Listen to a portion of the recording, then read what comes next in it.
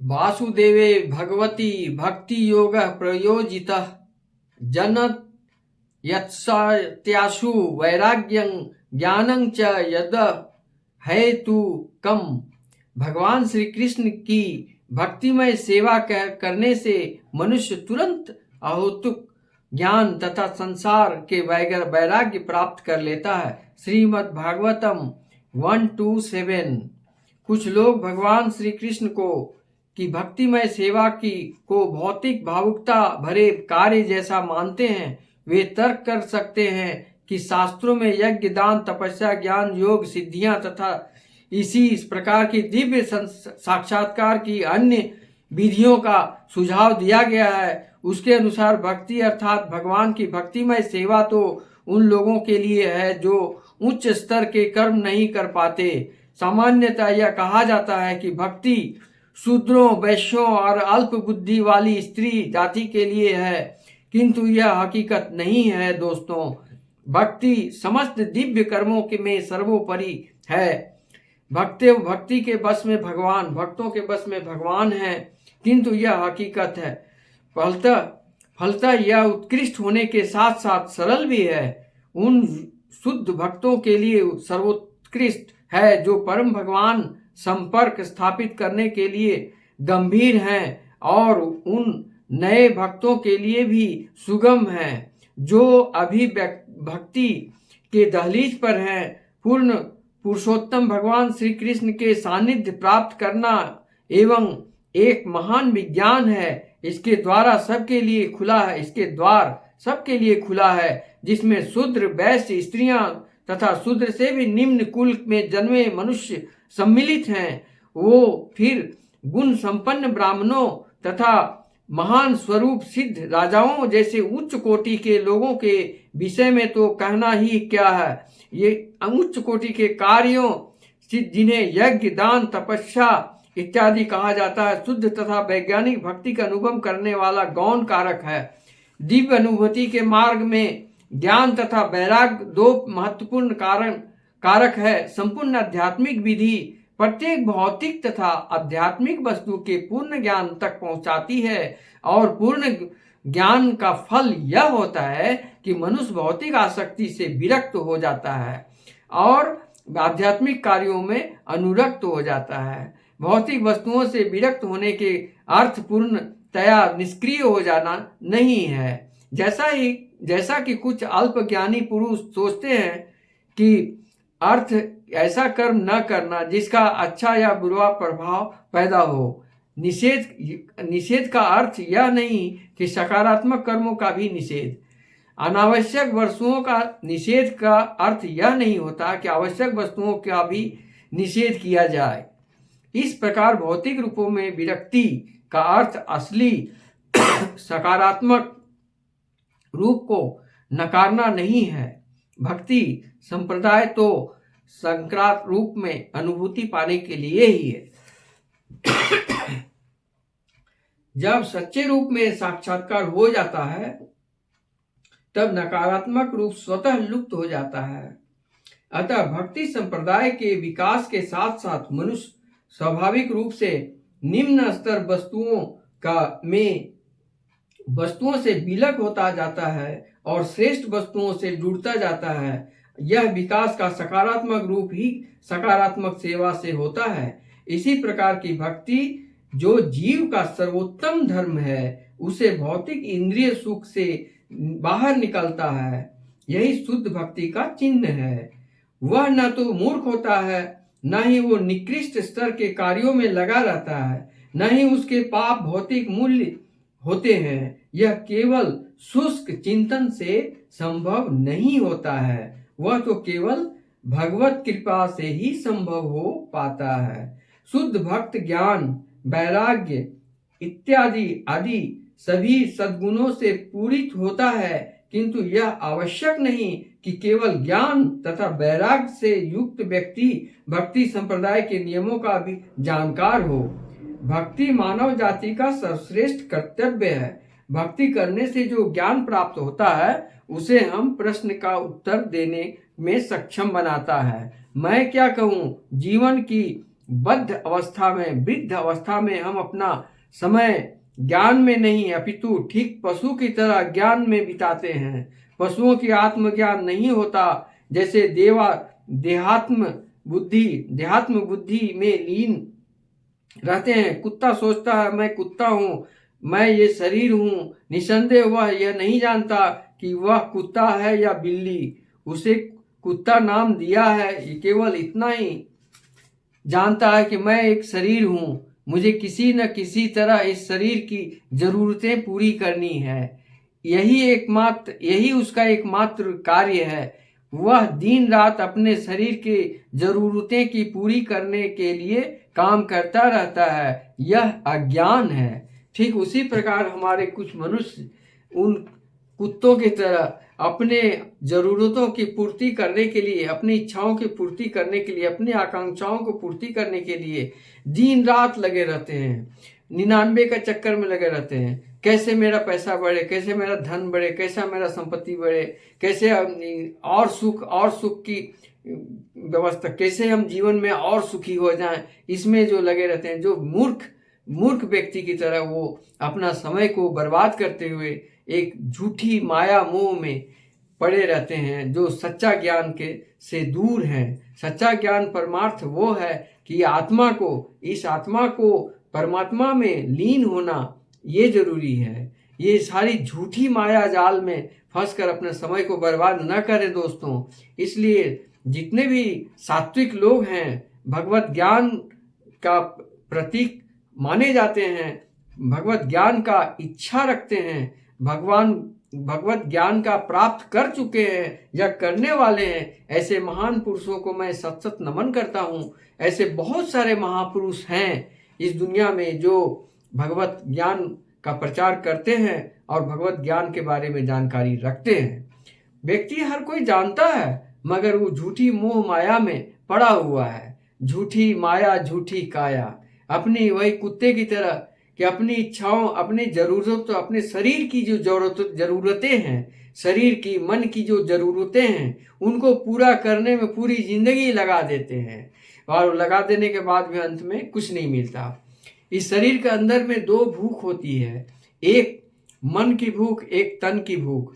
एक मन की भूख होती है, एक तन की भूख। तन की भूख का मतलब होता है भोजन, पानी, ये सब क्या भूख होती है। वो मिट जाने के बाद में मन की भूख होती है, जो वो अपनी काम क्रीड़ा में अपने जो लिंगी अपने जो स्त्री पुरुष मेल फीमेल जो हैं, वो एक दूसरे में काम क्रिया में अपना लगे रहते हैं, वासनाओं में लगे रहते हैं, उसमें भी बहुत आनंदित होते रहते हैं।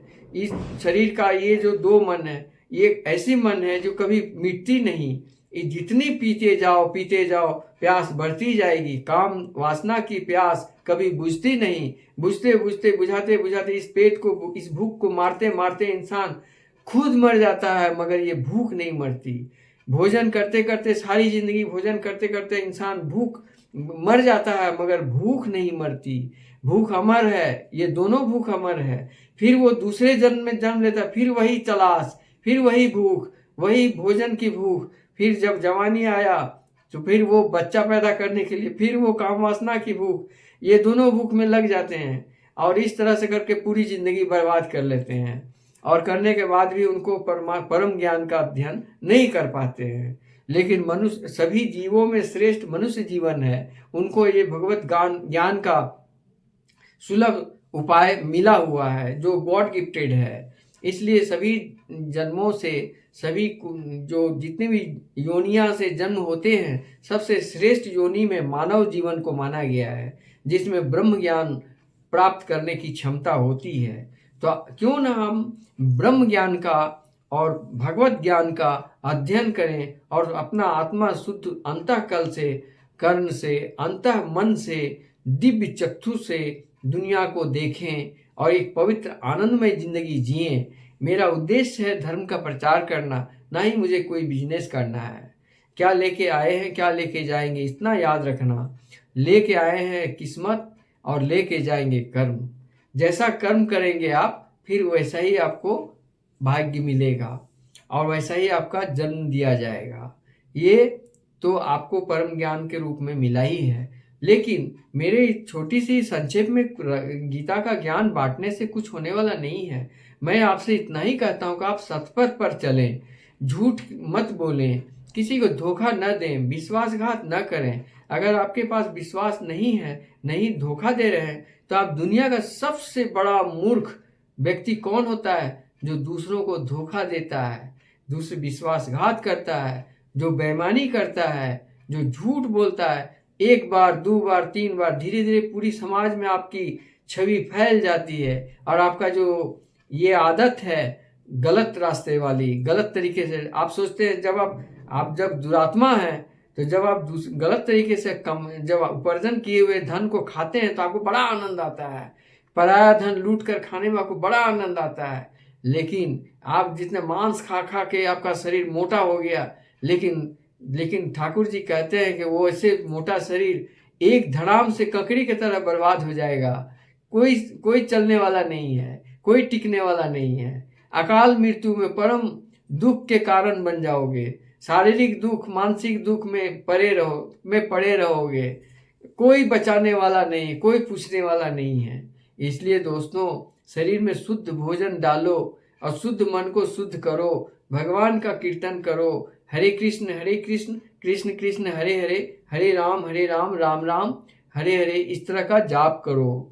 24 घंटा जाप करो, नहीं तो 1 घंटा जाप करो। अपना कर्तव्य करो, सतपथ पर कर्तव्य करो। उस कर्तव्य करने के बाद जब भी मौका मिले सतपथ पर चलो। यही मेरा आज का कहने का मकसद दोस्तों से है। आप क्या समझते हैं कि आप गलत करते जा रहे हैं, बहुत अमीर होते जा रहे हैं? क्या आप कुछ लेके जाएंगे या कुछ किसी का कुछ करके जाएंगे? आपको क्या वो कुछ लाभ मिलेगा?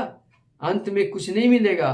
बीमारियों का ककड़ी की तरह फूट जाओगे और एक ऐसा जिंदगी जो दुनिया वाले आपको थूकेंगे कि आप कैसे गलत इंसान थे, जो आप गंदे विचार रखने वाले इंसान थे, आपका चरित्र बढ़िया नहीं थी, आप ईमानदार नहीं थे, आप बेईमानी करके लूट कर बहुत लोगों का जमीन जायदाद हड़प कर बेईमानी के रास्ते में धन कमाकर जिसको ऐश्वर्य सुख भोग रहे थे, वो बिल्कुल नरक है। जिस दिन आपकी ज्ञान चक्षु खुलेगी तो आपके आत्मा में एक इतनी बड़ी आत्मग्लानि होगी, एक ऐसी पछतावा होगी, उस समय पछतावा करके कोई फायदा नहीं होगा। समय बहुत निकल चुकी होगी। इसलिए अभी चेत जाओ रे मनुष्य, अभी भी चेत जाओ, अभी भी वक्त है। संभल जाओ, अपने आप को संभल जाओ।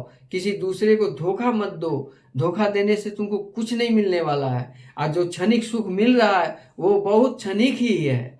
वो सब जिस तरह ताश के पत्ते ढह जाते हैं ना, उस तरह से पूरी की पूरी ढह जाओगे, कहीं का काम नहीं आओगे। अगर आप थोड़ा सा सत्य रास्ते पर रहोगे, हो गरीब ही रहोगे लेकिन मजबूत रहोगे और परमात्मा के नज़रों में नज़र मिलाकर उनसे मिल सकोगे। परमात्मा का आशीर्वाद आपके सर पर हमेशा आबाद रहेगा और व्यक्ति जहाँ भी जाओगे वहाँ पर आपको मिलेगा तो कहेगा हरे कृष्ण राधे राधे ठाकुर, आइए आइए, आपका स्वागत है। आपको एक मान सम्मान मिलेगा और वो मुझे मिल रहा है। मैं परम ज्ञान का बहुत करीब पहुंच चुका हूँ। मैं बहुत बड़ा ज्ञानी तो नहीं था, लेकिन मैं अब ज्ञान के रास्ते पर आकर मुझे दिखाई दे रहा है कि कितनी बड़ी शक्ति है भगवत गीता के इन किताबों में, इन कथाओं में। मैं तो न मेरे पास कैमरा है, न लाइट है, न एडिटिंग है, न कोई डिजाइन है, कोई उपाय है मेरे पास। मैं सिर्फ अपनी टूटी फूटी जबान से मैं अपने दोस्तों को बताना चाहता हूँ, हे मनुष्य, हे मेरे दोस्त, हे प्रभु, हे महाप्रभु, सब आप लोग एक अच्छी जिंदगी जीने का रास्ता क्यों खो रहे हैं? समय का पंछी उड़ता चला जा रहा है, उड़ता चला जा रहा है।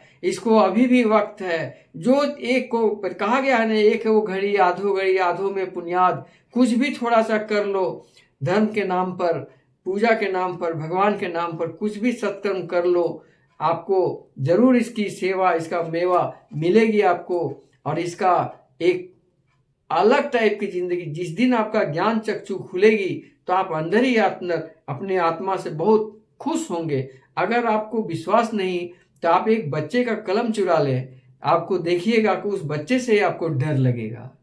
आपको लगेगा कि हम उस लड़के के साथ गलत किया है, इसलिए हो सकता है वो कहीं जान न जाए, तो आपको डर लगा रहे। डरता कौन है? जो गलत करते हैं, जो दुनिया को ठगते हैं, झूठ बोलते हैं, वही लोग को डरते रहते हैं और डर के मारे उनको नींद नहीं होती, रात जागने की रोग लग जाती है।